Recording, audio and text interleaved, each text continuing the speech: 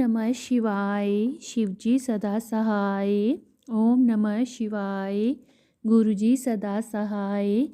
जय गुरुजी। शुक्राना गुरुजी। शिवपुराण श्री कोटि रुद्र संहिता 32वां अध्याय। सुदेहा सुधर्मा की कथा। सूत जी बोले, हे महर्षियों, दक्षिण दिशा में देव नामक एक विशाल अद्भुत पर्वत है। उसके पास ही सुधर्मा नामक ब्राह्मण अपनी पत्नी सुदेहा के साथ रहता था। वह भगवान शिव का परम भक्त था।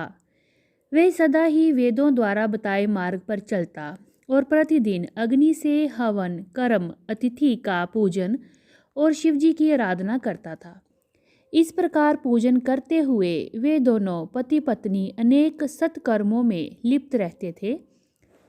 उनकी पत्नी सुदेहा पतिव्रता स्त्री थी। उनकी पत्नी को एक बात का दुख था कि उनकी कोई संतान नहीं थी।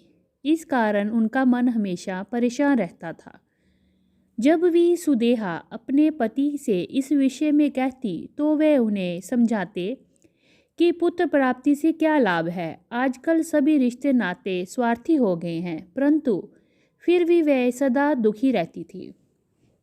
एक दिन की बात है, सुदेहा अपनी सखियों के साथ पानी भरने गई थी। वहीं पर उनका परस्पर झगड़ा हो गया और तब उनकी सहेलियों ने उसे बांझ कहकर अपमानित करना शुरू कर दिया।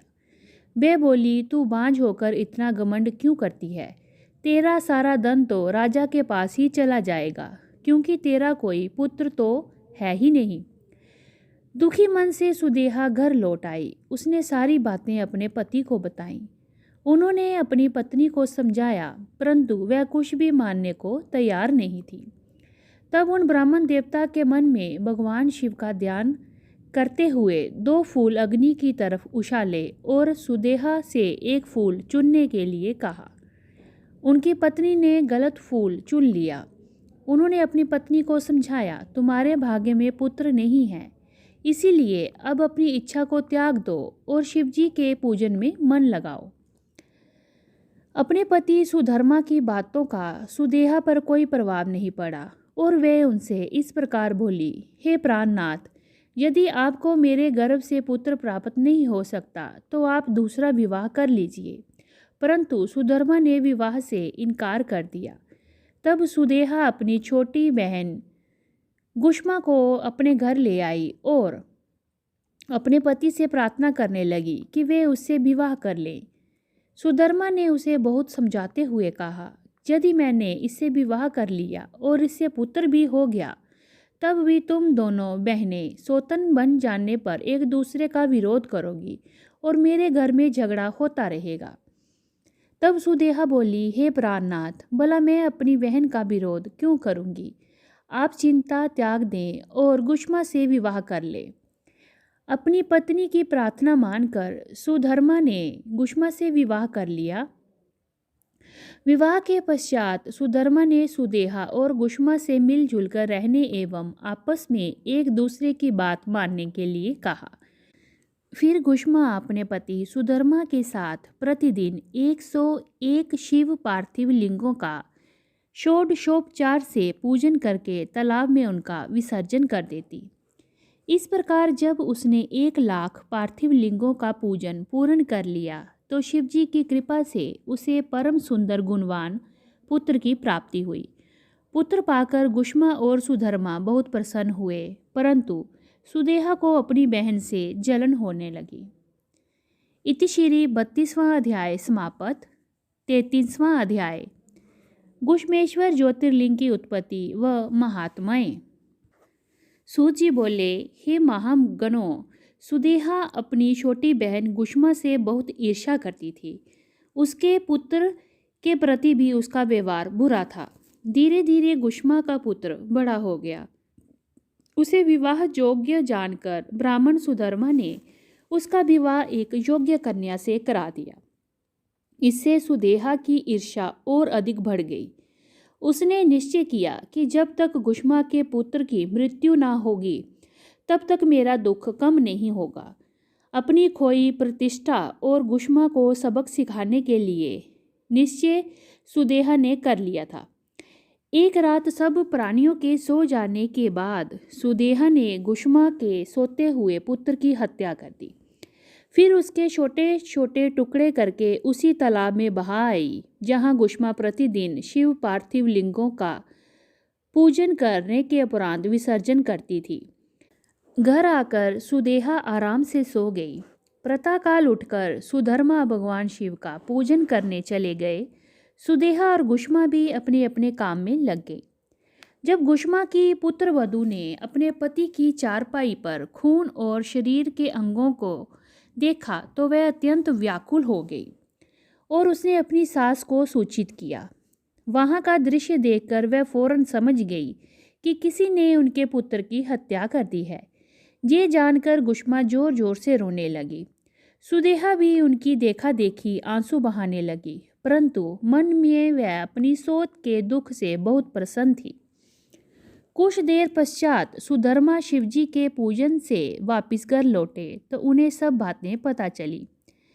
सुधर्मा गुष्मा से बोले, देवी, इस तरह से रोना छोड़ दो। अपने दुख को दूर करके अपना कार्य पूरा करो। भगवान शिव ने ही हमें कृपा करके पुत्र प्रदान किया था और वही उसकी रक्षा करेंगे। इसीलिए तुम रोना छोड़ो और अपना नित्य कर्म करो। तब पति की आज्ञा मानकर देवी गुष्मा ने शिवजी के पार्थिव लिंगों का पूजन किया और उन्हें बहाने के लिए तालाब पर ले गई। जब लिंगों का विसर्जन करने के उपरांत वह मुड़ी तो उसे अपना पुत्र वही तालाब के किनारे खड़ा मिला। अपने पुत्र को जीवित पाकर वह बहुत प्रसन्न हुई और मन ही मन अपने आराध्य देव भगवान शिव का स्मरण करके उनका धन्यवाद व्यक्त करने लगी। उसी समय भगवान शिव वहाँ प्रकट हुए और बोले, हे देवी गुष्मा, तुम्हारी आराधना से मैं बहुत प्रसन्न हूँ। मांगो, क्या वर मांगना चाहती हो? तुम्हारी बहन सुदेहा ने ही तुम्हारे पुत्र की हत्या की थी, परंतु मैंने इसे पुनर्जीवित कर दिया है। मैं तुम्हारी सौत को उसकी करनी का दंड अवश्य दूंगा। भगवान शिव के वचन सुनकर देवी गुष्मा बोली, हे नाथ, सुदेहा मेरी बड़ी बहन है, इसलिए आप उनका अहित ना करें। तब शिवजी बोले, तुम्हारी सौत ने तुम्हारे पुत्र को मारा, फिर भी तुम उसको दंड नहीं देना चाहती हो। ये सुनकर गुष्मा ने कहा, हे देवादिदेव, अपकार करने वालों पर भी उपकार करना चाहिए। ये मैंने भगवत वाक्य पढ़ा है और मैं यही मानती भी हूँ, अतः आप सुदेहा को क्षमा कर दें। तब गुष्मा की बातें सुनकर शिवजी बोले, ठीक है, जैसा तुम चाहती हो वैसा ही होगा। तुम और कोई वर मांगो। ये सुनकर गुष्मा बोली, हे प्रभु, आप इस जगत का हित व कल्याण करने हेतु यही निवास करें।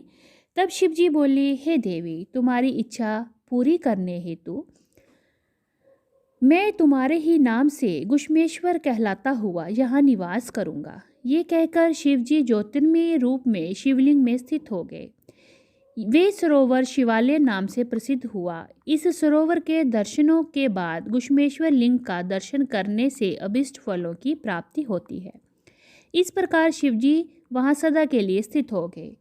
उधर सुधर्मा भी सुदेहा के साथ वहाँ आ पहुँचे और उन्हें सारी बातों का ज्ञात हो गया। सुदेहा अपनी करनी पर बहुत लज्जित हुई और उनसे क्षमा याचना करने लगी। उसके मन का मेल धुल गया था। तत्पश्चात अब सबने मिलकर शिवलिंग की 101 परिक्रमा की और उसके बाद सुखपूर्वक घर को चले गए। हे मुनियों, इस प्रकार मैंने आपको 12 ज्योतिर्लिंगों की कथा एवं महात्म्य सुनाया। जो प्राणी भक्ति भावना से इसे सुनता अथवा पढ़ता है वे सब पापों से मुक्त हो जाता है और उसे भोग और मोक्ष की प्राप्ति होती है। इति श्री 33वां अध्याय समाप्त। 34वां अध्याय श्री विष्णु को सुदर्शन चक्र की प्राप्ति। व्यास जी बोले, सूत जी के वचन सुनकर सभी ऋषिगणों ने उनसे बहुत प्रशंसा की। तत्पश्चात वे बोले, सूत जी, आप सब कुछ जानते हैं, इसीलिए हम अपनी जिज्ञासा की शांति के लिए आपसे प्रश्न पूछते हैं। अब आप हमें हरीश्वर नामक शिवलिंग का महात्म्य सुनाइए। हमने सुना है कि इसी शिवलिंग के पूजन के फल स्वरूप भगवान श्री हरि विष्णु को सुदर्शन चक्र की प्राप्ति हुई थी। ऋषिगणों द्वारा किए गए प्रश्नों को सुनकर सूची बोले, हे मुनिगणों, एक समय की बात है, पृथ्वीलोक पर दैत्यों का अत्याचार बढ़ने लगा। वे अत्यंत वीर और बलशाली हो गए तथा उन्होंने मनुष्यों को प्रताड़ित करना आरंभ कर दिया। यही नहीं, वे देवताओं के भी घोर शत्रु हो गए और उन्हें भी दंडित करने लगे। संसार से धर्म का लोप होने लगा क्योंकि दैत्य अधर्मी थे और अन्य मनुष्यों को भी पूजन नहीं करने देते थे। इस प्रकार दुष्ट दैत्यों से सभी दुखी होकर भगवान श्री हरि विष्णु जी की शरण में गए। उन्होंने विष्णु जी को अपने सारे दुख बताए और उनसे दुखों को दूर करने की प्रार्थना की। तब सब देवताओं को समझाकर उन्होंने वापस भेज दिया और स्वयं कैलाश पर्वत पर जाकर भगवान शिव की आराधना करने लगे। भगवान विष्णु ने कैलाश पर्वत पर जाकर सर्वेश्वर शिव का पार्थिव लिंग स्थापित किया और विधि विधान से परमेश्वर शिव की आराधना आरंभ कर दी। श्री हरि ने घोर तपस्या की, फिर भी शिव जी प्रसन्न नहीं हुए। तब उन्होंने देवाधिदेव महादेव जी को संतुष्ट करने के लिए शिव जी के सहस्त्र नामों का पाठ आरंभ कर दिया। श्री हरि शिव जी का एक नाम लेते और एक कमल का पुष्प अर्पित करते।